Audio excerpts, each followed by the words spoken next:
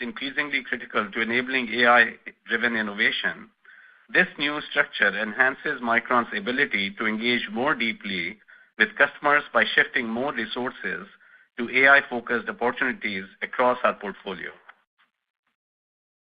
We are making excellent progress on our 1-gamma DRAM technology node, with yield ramping ahead of the record pace we achieved on our 1-beta node.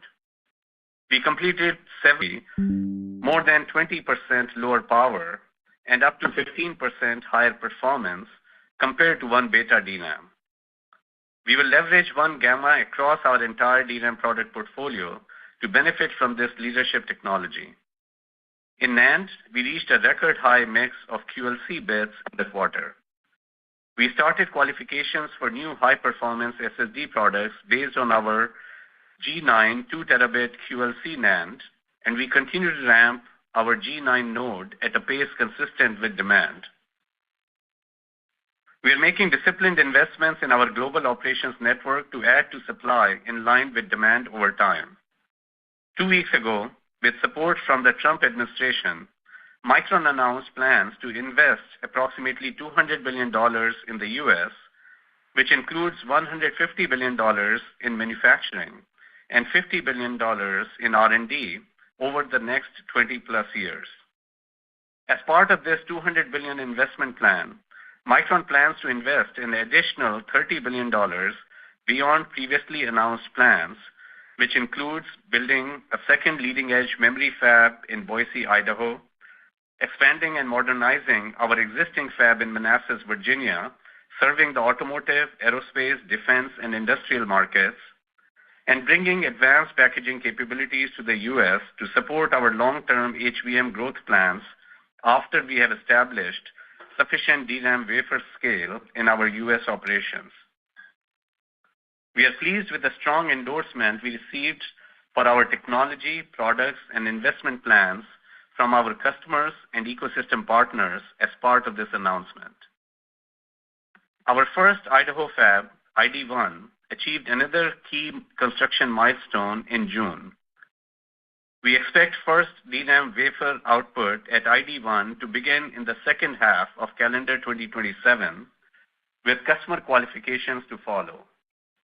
The second Idaho fab, ID2, will benefit from manufacturing economies of scale with ID1 and add to R&D co-location benefits with greater efficiencies and faster time to market. To meet anticipated demand, ID2 will begin production before the first New York fab. We expect to begin ground preparation in New York later this year, following the completion of state and federal environmental reviews. Turning to our end markets, in data center, we expect the CY25 server market to grow mid-single digits % in units, largely driven by significant growth in AI servers.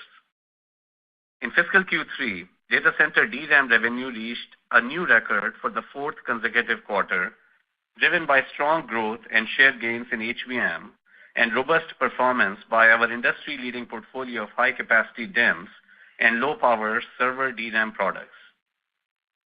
We are executing well on our HBM ramp and product development roadmap. Our yield and volume ramp on HBM3E 12-high is progressing extremely well, and we expect shipment crossover in FQ4. We expect to reach HBM shares similar to our overall DRAM share sometime in the second half of calendar 2025. At AMD's Advancing AI event earlier this month, we announced that Micron's HBM3E 36GB 12-high has been designed into AMD's Instinct MI355X GPU platform. We are now shipping HBM in high volume to 4 customers, spanning both GPU and ASIC platforms.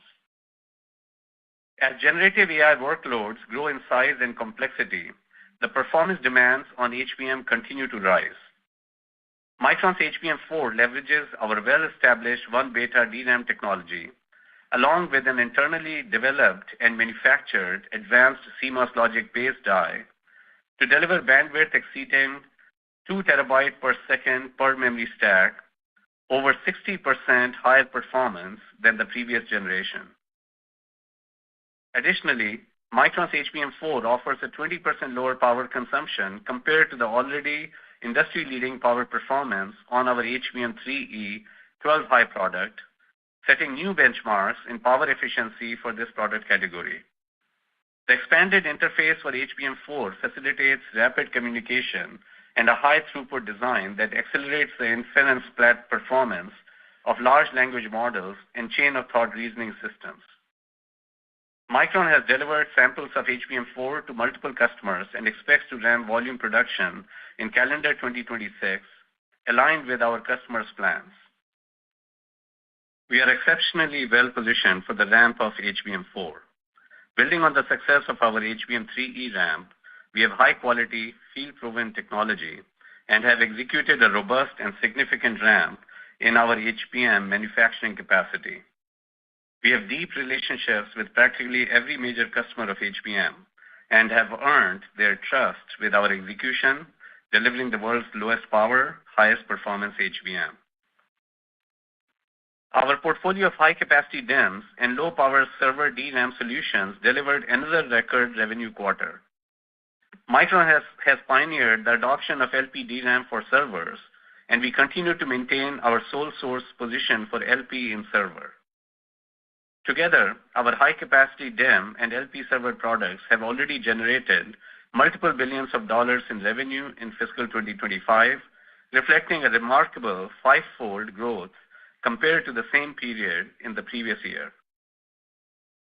During calendar Q1, for the third consecutive quarter, Micron achieved a record for data center SSD market share, driven by our portfolio of differentiated products enabled through vertical integration. In fiscal Q3, our data center 9550 performance SSD, which is on the NVIDIA GB200 NVL72 recommended vendor list, completed additional customer qualifications at multiple OEMs. Micron's 9550 SSDs provides an industry-leading performance and energy-efficient Gen 5 data center storage solution for AI server systems. We continue to qualify additional customers and ramp revenue for our 6550 Ion 60 terabyte capacity SSDs. Turning to PC, we expect PC market units to grow in the low single-digit % range in calendar 2025. In the quarters ahead, key catalysts for growth include the increasing adoption of AI-enabled PCs and the Windows 11 upgrade cycle. Micron is focused on bringing differentiated high-performance products to the PC market. Our strong SSD portfolio resulted in Micron achieving a record high client SSD market share in calendar Q1. Tomorrow, we will be announcing our new G9 QLC 2 terabyte based SSD featuring our proprietary adaptive write technology, which enables 4x faster write performance. This technology expands the addressable market for QLC SSDs by delivering performance equivalent to TLC NAND for most consumer use cases. Turning to mobile, we expect smartphone units to grow low single digits in calendar 2025. AI adoption remains a key driver of DRAM content growth for smartphones, and we expect more smartphone launches featuring 12 gigabyte or more compared to 8 gigabyte of capacity in the average smartphone today. Micron is focused on providing solutions to the high-end smartphone segments, leveraging our leading 1 beta and 1 gamma technology nodes for LP5X DRAM and G8 and G9 technology nodes for our UFS 4 NAND products. During the quarter, we began shipping qualification samples of the industry's first LP5X memory built on the 1 gamma node, offering a wide range of capacities and industry-leading speed grades for 2026 flagship smartphones.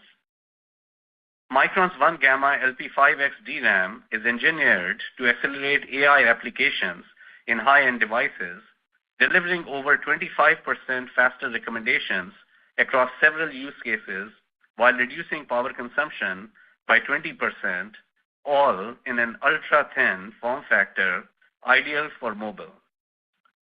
In NAND, we secured a key customer design win and ramped high-volume production of our G9-based UFS 4 products.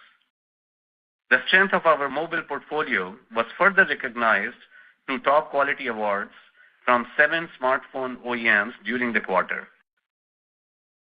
Turning to automotive, industrial, and consumer embedded markets. We expect increasing adoption of L2 and L3 ADAS features and AI-enabled in-vehicle infotainment systems to drive memory and storage content growth, as well as higher bandwidth requirements. Micron is positioned for long-term success in the automotive market with new product introductions such as the industry's first 1-beta dual-channel LP5 DRAM with high-speed 9.6 gigabits per second support, which achieved production readiness during the quarter. In industrial, we are seeing a resumption in our growth as customers increase their investments for the adoption of AI, including in key areas like factory automation. Micron is driving price improvements with a market backdrop of constrained D4 and LP4 supply and low distributor channel inventory.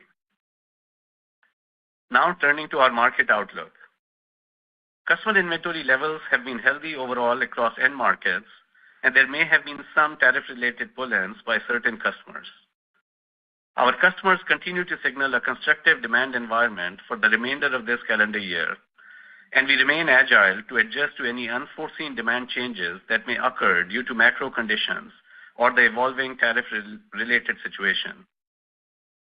We expect CY25 industry DRAM bit demand growth to be in the high teens % range and industry NAND bit demand growth to be in the low double-digit % range. We expect Micron's bit supply growth to be below industry bit demand growth for non-HBM DRAM and NAND. Over the medium term, we anticipate industry bit demand growth of mid-teens CAGR for both DRAM and NAND. As previously communicated, our efficient node conversions will result in 10% structurally lower NAND wafer capacity ending fiscal 2025 versus the end of fiscal 2024 levels. Additionally, given NAND technology transitions provide a significant increase in overall bit output, Micron plans to manage our node conversions at a measured pace consistent with our demand. Recent press reports have discussed the end of life of D4 and LP4 products. Micron's leading-edge DRAM nodes, such as 1-beta and 1-gamma, are focused on the latest generation products such as D5, LP5, and HBM, and are not utilized to produce D4 and LP4. D4 and LP4 products are largely produced in our 1-alpha DRAM node. Micron had sent EOL notices for these products to customers in high-volume segments like mobile, client, data center, and consumer several months ago, with final shipments occurring in 2 to 3 quarters from now. This EOL process is similar to prior transitions from one generation of memory to another, and consistent with history. Micron intends to support its longevity customers with long-term and relatively lower volume requirements in segments like automotive, industrial, defense, and networking, with supply of these 1-alpha DRAM products for several years. In the near term, customers in the high-volume segments are starting to see increasing shortages of D4 products. We are now on allocation for these products and are working with customers to try and support their high-priority near-term demand. D4 revenues are low single-digit % of our revenues in second half of fiscal 2025. We anticipate LP4 shortages may also increase as a result of EOL. In closing, Micron's record Q3 revenue performance and strong Q4 outlook are the results of our strategic focus and consistent execution. As AI drives unprecedented demand for high-performance memory and storage, Micron is exceptionally well-positioned to capitalize on this transformative era.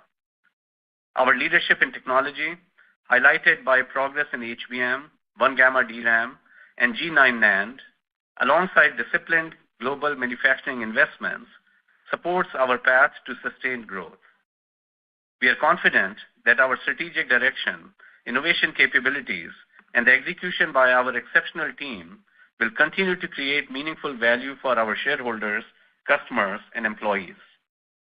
We are on track to deliver record revenue with solid profitability and free cash flow in fiscal year 25, while we invest to build on our leadership to addressing growing AI-driven memory demand. I will now turn it over to Mark for our financial results and outlook. Thank you, Sanjay, and good afternoon, everyone. Micron delivered strong results in fiscal Q3 with revenue, gross margin, and EPS all above the high end of the guidance ranges provided in our last earnings call. Total fiscal Q3 revenue is $9.3 billion, up 15% sequentially and up 37% year over year, and a quarterly revenue record for Micron. Higher sequential revenue was driven by growth across our end markets, including record data center revenues and strong sequential growth in consumer-oriented markets. Fiscal Q3 DRAM revenue was $7.1 billion, up 51% year over year, and represented 76% of total revenue. Sequentially, DRAM revenue increased 15%, with bit shipments increasing over 20% and prices decreasing in the low single-digit percentage range, primarily due to a higher consumer-oriented revenue mix. Fiscal Q3 NAND revenue was $2.2 billion, up 4% year over year, and represented 23% of Micron's total revenue. Sequentially, NAND revenue increased 16%, with bit shipments increasing in the mid-20s percentage range and prices decreasing in the high single-digit percentage range. Now turning to revenue by business unit. Compute and networking business unit revenue was $5.1 billion, up 11% sequentially and a quarterly record. This performance was driven by a nearly 50% sequential increase in HBM, along with growth in our high-capacity DRAM and low-power server DRAM. Revenue for the storage business unit was $1.5 billion, up 4% sequentially. This growth was primarily driven by an increase in consumer-oriented revenue. Mobile business unit revenue was $1.6 billion, up 45% sequentially. Sequential revenue growth was due to reduced customer inventories and strong demand from DRAM content growth. Embedded business unit revenue was $1.2 billion, up 20% sequentially, supported by growth in industrial and consumer embedded markets. The consolidated gross margin for fiscal Q3 was 39%, up 110 basis points sequentially, and up 250 basis points versus the midpoint of our guidance. Gross margins were above the high end of our guidance range, primarily due to better prices for both DRAM and NAND, partially offset by a higher consumer-oriented mix. Operating expenses in fiscal Q3 were $1.1 billion, up $87 million quarter over quarter and in line with our guidance range. The increase was primarily driven by higher R&D investments and labor-related costs. We generated operating income of $2.5 billion in fiscal Q3, resulting in an operating margin of 26.8%, up approximately 190 basis points sequentially and up 13 percentage points year over year. Fiscal Q3 taxes were $306 million on an effective tax rate of 12.3%, lower than our guidance due to the effects of one-time discrete items in the quarter. Non-GAAP diluted earnings per share in fiscal Q3 was $1.91, above the high end of the guidance range, with 22% sequential growth and up over 200% versus the year-ago quarter. Turning to cash flows and capital spending, in fiscal Q3, our operating cash flows were over $4.6 billion, and our capital expenditures were $2.7 billion. Free cash flows in the quarter were over $1.9 billion, the highest quarterly amount in over 6 years. Ending inventory for fiscal Q3 was $8.7 billion, or 139 days. Inventory was down $280 million sequentially, and inventory days were down 19 days sequentially, driven by strong sequential bit shipment growth in both DRAM and NAND. On the balance sheet, we held a record $12.2 billion of cash and investments at quarter end and maintained $15.7 billion of liquidity when including our untapped credit facility.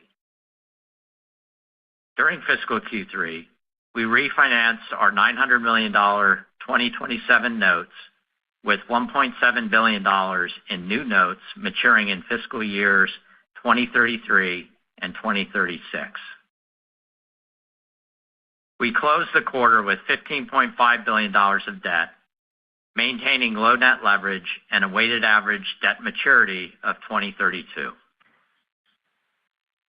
Now turning to our outlook for the fourth fiscal quarter. We expect our revenue growth to be weighted towards DRAM, supported by robust pricing execution, favorable product mix, and continued cost improvements, all of which benefit gross margins. Operating expenses for fiscal Q4 are projected to be approximately $1.2 billion, with a sequential increase primarily driven by planned R&D investments in future technology nodes and HBM product development. Our fiscal 2025 capital spending plans remain unchanged at approximately $14 billion. The overwhelming majority of the fiscal 2025 CapEx is to support HBM, as well as facility, construction, back-end manufacturing, and R&D investments. We expect a fiscal Q4 tax rate of around 13%. As previously disclosed, our fiscal 2026 tax rate is expected to be in the high teens percentage range, following Singapore's adoption of the global minimum tax. Any impacts that occur due to potential new tariffs are not included in our guidance. With all these factors in mind, our non-GAAP guidance for fiscal Q4 is as follows. We expect revenue to be $10.7 billion, plus or minus $300 million. Gross margin to be in the range of 42%, plus or minus 100 basis points. And operating expenses to be approximately $1.2 billion, plus or minus $20 million. We expect our fiscal Q4 tax rate to be around 13%. Based on a share count of approximately 1.15 billion shares, we expect EPS to be $2.50 per share, plus or minus 15 cents. With another quarter of shipment growth forecasted in fiscal Q4, we expect to exit fiscal 2025 with tight DRAM inventories, significantly reduced NAND inventories, and overall company DIO near our target levels. With low inventories on hand and a constructive demand environment, we will continue to focus on improving pricing and further strengthening our product mix.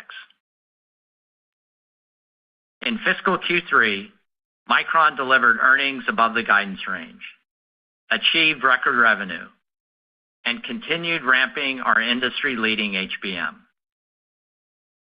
We also began transitioning to a new market segment-focused business unit structure. Starting in fiscal Q4, we will report revenue, gross margin, and operating margin metrics across these new business units. With strong execution and a differentiated product portfolio, Micron is well-positioned to maintain our leadership and to deliver record revenue and significantly improve profitability once again in fiscal Q4. Thank you for joining us today. We will now open up for questions. Certainly. And as a reminder, ladies and gentlemen, if you do have a question at this time, please press star 11 on your telephone. And our first question comes from the line of Timothy Arcuri from UBS. Your question, please. Thanks a lot. Sanjay, I wanted to ask sort of how you see the HBM TAM scaling with the accelerator TAM. One thing that's been clear over the past 3 months or so is that the accelerator TAM is definitely upsiding and growing a lot. And it seems if I take their projections and I take your HBM projections, it kind of seems like the HBM market's going to remain 15 to 20% of what the overall accelerator market is. I guess, how do you see the HBM TAM scaling with that market? And then is there some sort of limit or like asymptote that we begin to reach in terms of HBM attached to these GPUs and these custom ASICs? So with respect to HBM growth, we certainly see that HBM demand grows in the future. I'll tell you that in this year, if you look at calendar year 25, HBM is growing from last year about $18 billion in revenue to approximately $35 billion in calendar year 25. We see in calendar year 26, if you look at HBM bit demand growth, it will significantly exceed the overall DRAM industry demand growth.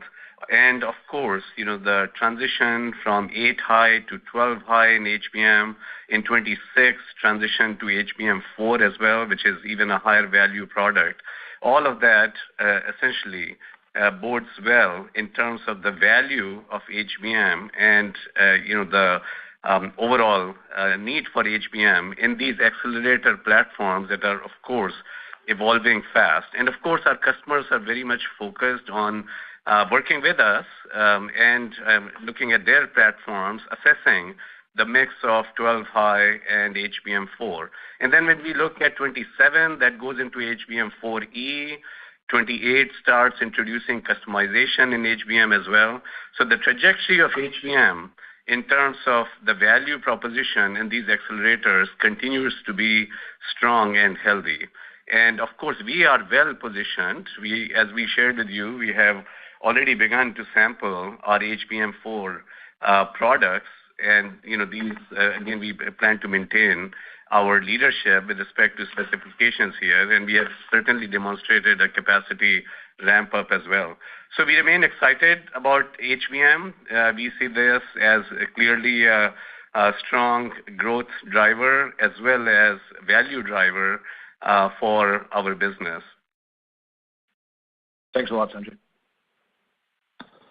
Thank you. And our next question comes from the line of Vivek Arya from Bank of America Securities. Your question, please. Thanks for taking my question. I wanted to talk about gross margins. So first, what is driving the upside sequentially? And then is this the new baseline for gross margins? And then what would be kind of the puts and takes as we look at the next few quarters beyond Q4? Thank you. Yeah, Vivek, it's Mark. So in the third quarter, I think maybe start with what happened in gross margin in the third quarter. We had a strong sequential volume growth in the quarter, but versus the guide, the defining factor was we had prices were down, as I said in the opening comments, but we had better than expected pricing that drove the margin improvement versus expectations. I'll add to that we had good cost performance and all, but certainly the price was better than we had expected. Now that carries on into rebaselining on the fourth quarter. So we provided an indication of the fourth quarter before when the market was in transition, and we said at that time that the inventory outlook that we would was improving when it had weakened a bit our performance, and then we've executed well. And so what you see here from this rebaseline of the business, you see us add to that through favorable mix Q3 to Q4. That's more DRAM growth than NAND. So you have favorable mix there, and then more data center than consumer-oriented mix, which was weighing down the margins in the third quarter. So so it's a continued good market backdrop. We're going to continue to focus on pricing, but third quarter to fourth quarter we have favorable mix effects that is helping drive margins up to the current guide of 42%. And anything beyond this, Mark? Any puts and takes as we look at the next several quarters? Is this kind of the new baseline, or is it going to be entirely dependent on the direction of pricing? Yeah, we're not going to provide Q1 guidance. We are positive on the trajectory of the business. The market environment does remain constructive, particularly in DRAM versus NAND. Again, we're focused on pricing and making sure to put our bits in the right places. As we said in the prepared remarks, our inventories are very tight, particularly on leading edge, and then now even pockets of some of the old legacy and DRAM. So we're going to have some bit constraints going into first quarter, but we're going to mix to DRAM, higher value DRAM and higher value NAND products, and so we think gross margins can be up. Thank you. Thank you. And our next question comes from the line of C.J. Muse from Cantor Fitzgerald. Your question, please. Yeah, good afternoon. Thank you for taking the question. I was hoping to revisit your comments on HBM. So, you're talking 23-24% market share, and it sounds like you're now calling not exiting the year, but sometime in the second half. So that's coming in better. And so I guess first question is, should we be thinking that number is kind of a 2-2-2-3, depending, I guess, on seasonality of the $35 billion number? And then perhaps more importantly, as you think about HBM growth in calendar 26, how should we be thinking about the contributions to that growth, both from bits as well as higher ASPs as you go to next generation products? Thanks so much. TJ, I didn't quite understand the question around 2-2-2-3. What exactly did you say there? Just trying to understand how you talked about getting to your DRAM market share, which I think you said 23-24% for the HBM market. And your previous comments were exiting the year. Now you're saying sometime in the second half. So trying to get an idea of kind of what that revenue number looks like. We are already at, if you look at our performance, based on FQ3, we are already at more than $6 billion run rate here, with our HBM, and certainly continuing to ramp up our HBM output, shifting production to 12-high HBM as well. So yes, it could be that, compared to what we said before, in terms of toward the end of the calendar year, we expect to get to our HBM share in line with our DRAM share.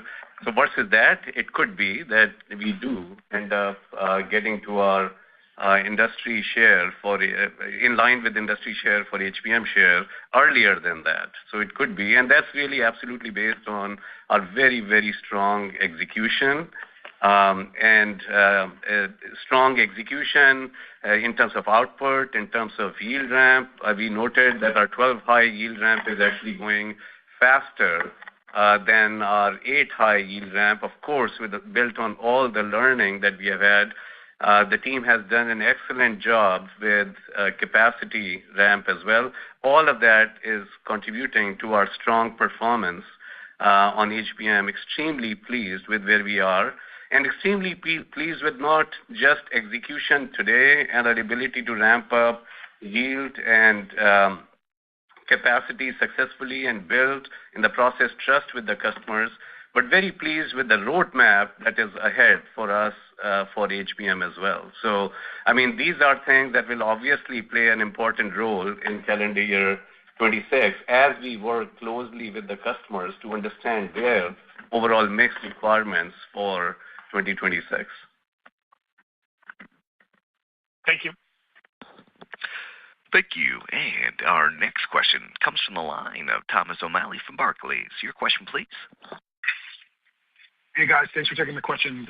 Two here. So my first on the HBM side, you're obviously reaching your share target a little bit earlier. Going into next year, are you guys ready to talk about what you think that your normalized share will be? Obviously, there's difficulties with some of your competitors getting qualified. If that continues into next year, do you guys have a view of if you're able to increase capacity, and if you are, what that share may look like? And then two, on the NAND side, where does utilization stand today? And obviously, you're going through some bit transitions right now internally, which has allowed you to kind of keep some things offline. But as you move into next year, what is your plan for utilization? Is that going to be market dependent, or at some point do you need to start bringing on utilization just from the fact that there's a gross margin headwind? Thank you. So as I said, we are very pleased that we are executing well, and with what we told you several quarters ago in terms of our share objectives with HBM, that we are going to be able to achieve that goal for this year in second half of 26. Now our HBM is really at scale. It has, a healthy share, and we are successfully delivering. So, going forward, of course, this becomes like part of our overall product portfolio.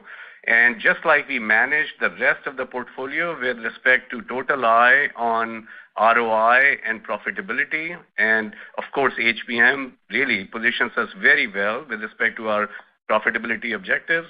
We will, of course, continue to manage the mix of our products in the portfolio, including that of HBM, including, the share that sometimes can move around in different parts of the end market segments that we address.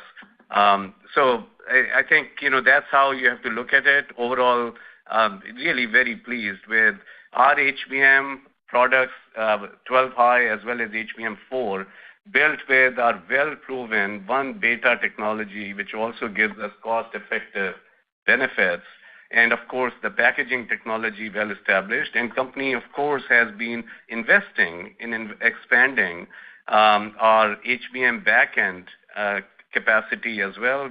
We have talked about investments in Singapore, bringing assembly and packaging capacity there in line, starting production, targeting that for 2027 timeframe.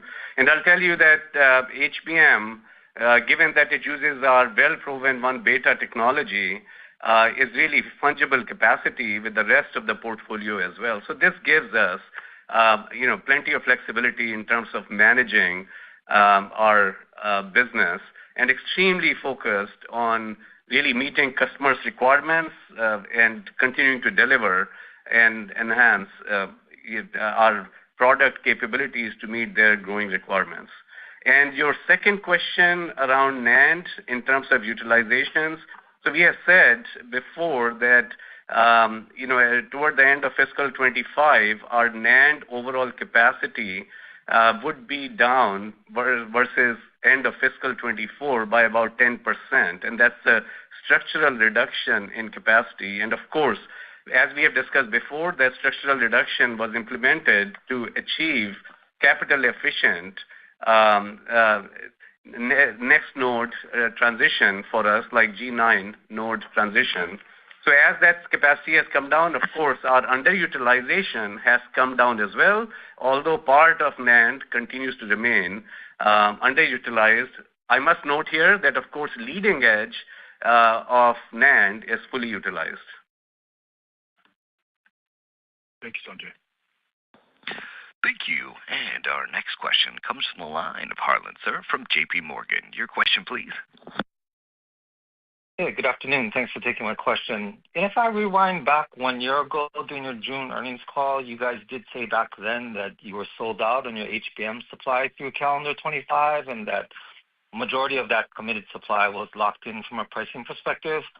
1 year later, where are you on your negotiations for your calendar 26 HBM supply and pricing discussions? Is the team's supply outlook for next year fully committed to, or maybe a better way to frame it, right? Because I know that the HBM3E and HBM4 12-high qualification cycles might be taking a bit longer, but maybe the other way to frame it is if you look at your customers' calendar 26 forecasted demand for HBM, is it exceeding your forecasted supply capability? With respect to HBM in 2025, yes, very pleased that what we told you back a year ago, we are continuing to deliver on that, as I said earlier. And yes, our HBM is sold out for 2025. And as I mentioned earlier, we are working closely with our customers as their platforms, AI-accelerated platforms, both with GPUs as well as with ASICs, are continuing to evolve and move fast. And, they themselves are working on overall their supply chain requirements and product mix with respect to HBM3E 12-high as well as HBM4. So we continue to work with the customers in those, and, we are still in the middle of 25, and for 2026, as I said earlier, we see, with respect to bit demand growth, strong trend in 2026, bit demand growth for HBM significantly exceeding DRAM demand growth. And of course, we have a strong product roadmap, and we are working on continuing, as we said, we sampled HBM4, focused on getting these products qualified with the customers, and HBM3E 12-high is already in volume productions and doing very well with our yield ramp there as well. So very much focused on addressing the 26 needs for the customers and executing well and remaining extremely focused on our execution for 2026. Thanks, Sanjay. Thank you. And our next question comes from the line of Joseph Moore from Morgan Stanley. Your question, please. Hey, thank you. I wonder if you could talk in terms of your long-term CapEx plans and, the sort of 35% of revenue levels. Is that kind of a reasonable guideline to think about for fiscal 26? Or are you thinking because of the opportunity here, you need to invest ahead of that? Thank you. Yeah, Joe, I mean, we have a generational tech transition opportunity in front of us that Micron is exceptionally well positioned for. And, we've talked about inventory levels for some time now, getting leaner, especially, being very tight on the leading edge.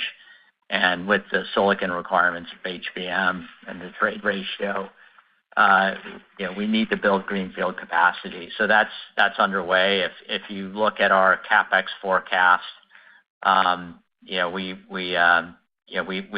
we had a little bit lower CapEx than we expected in the quarter at 2.7, but you'll see by the guide that we're going to see that CapEx increase in the fourth quarter. So we stuck with our approximately $14 billion number.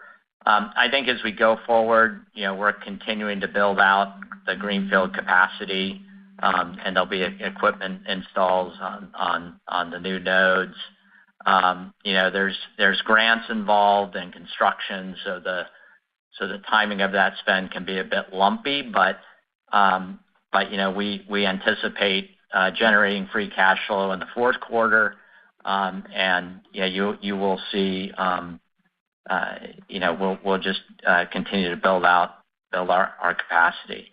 I do want to note that we continue to make steps to improve the balance sheet further in the quarter. We're down net debt now down to $3 billion.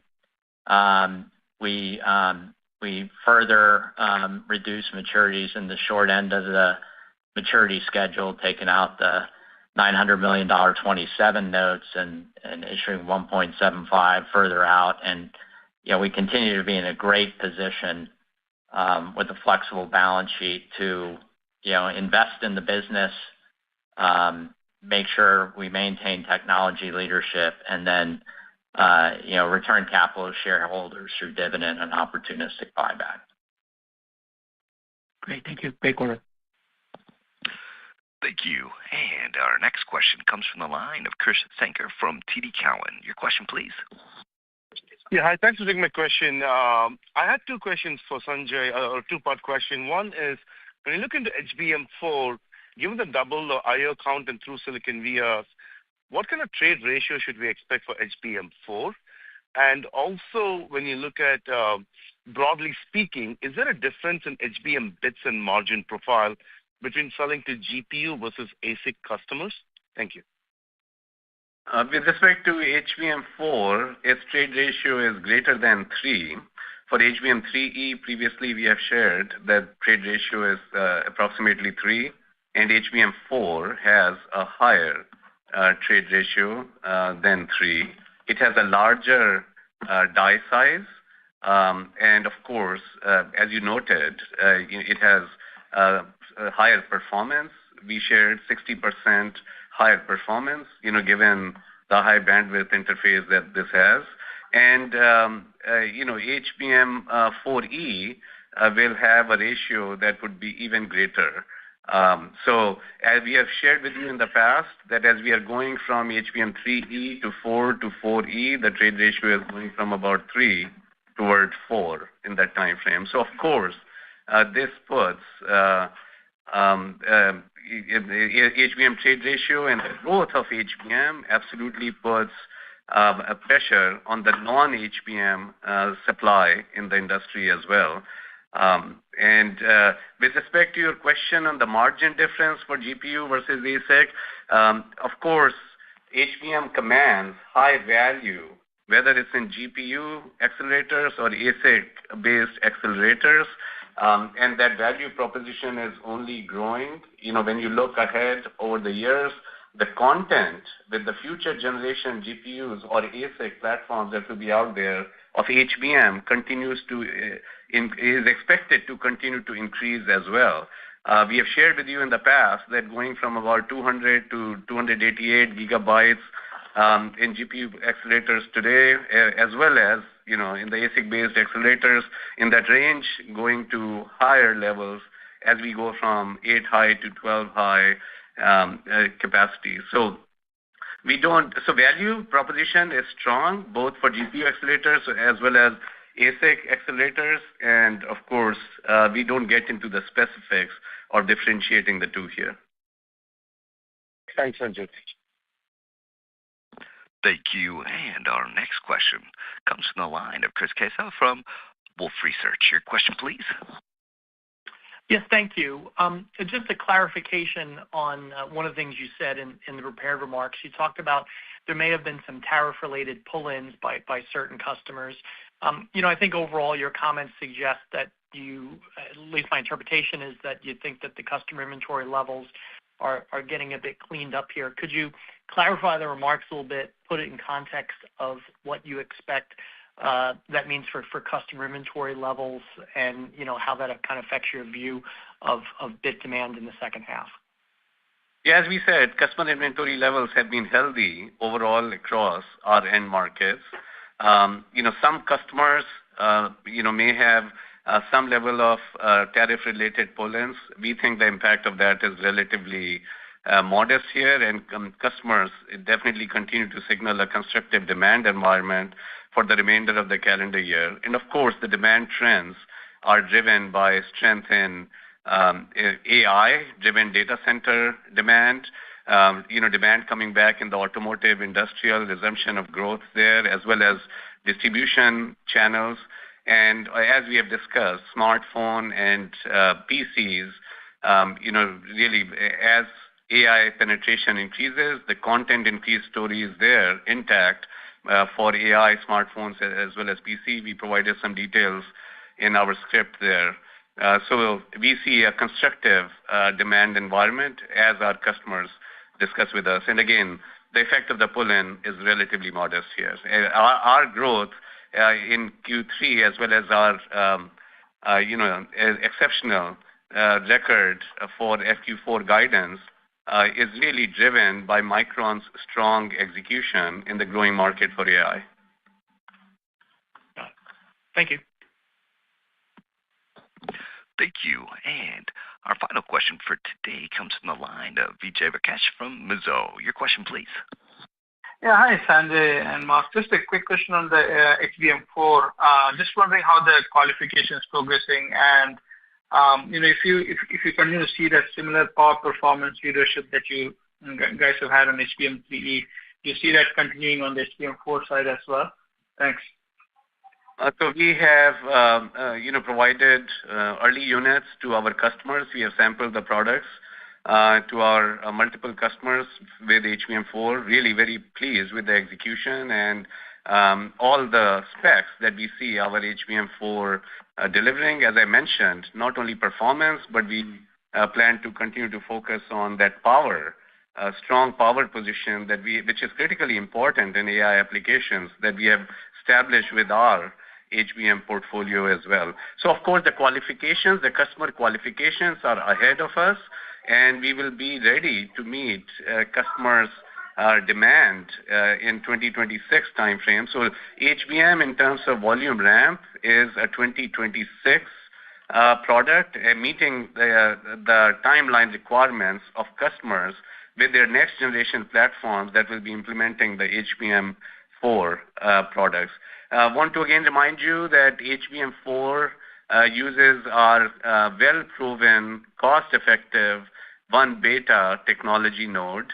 And of course, it has internal advanced CMOS logic die, internally developed and internally manufactured advanced CMOS logic die, which positions us well as well. And all of our experience of HBM3E ramp up, we're going from 3E 12 high to HBM3E, HBM3E 8 high to HBM3E 12 high. We told you that ramp is going extremely well with our yields ahead of our plans, output ahead of our plans, as well as yields faster than the ramp that we had experienced in 8 high. All of that gives us confidence and positions us well for HBM4 ramp as well. So we feel very, very good about our overall capabilities to address the HBM4 markets in 2026. Got it. And on the SSD side, just quickly, with your focus on AI servers, are you seeing an accelerated pull-through on the AI server side for SSDs as well? Thanks. So, we had mentioned on the data center side in SSDs in late Q4 of calendar 24, as well as early part of calendar 25, there had been some inventory digestion for the data center SSDs, given that prior to this period that I just mentioned, there was a very strong demand growth for SSDs. And as we look ahead, we think second half of calendar 25 will be better than first half of 24. First half of 25, which was impacted by some of that inventory digestion as well. And our data center SSDs are well positioned with some of these recently announced accelerator platforms as well. And that, of course, will be contributing toward the data center SSD future growth as well. We are very pleased with our record data center SSD share as achieved in CQ1 per the third-party reports. And we are now a clear number 2 brand in terms of market share at the end of CQ1. So we plan to continue to leverage our SSD portfolio to continue to focus on shifting the mix of the products toward higher value parts of the NAND market. Great. Thank you. Thank you. This does conclude the question and answer session as well as today's program. Thank you, ladies and gentlemen, for your participation. You may now disconnect. Good day.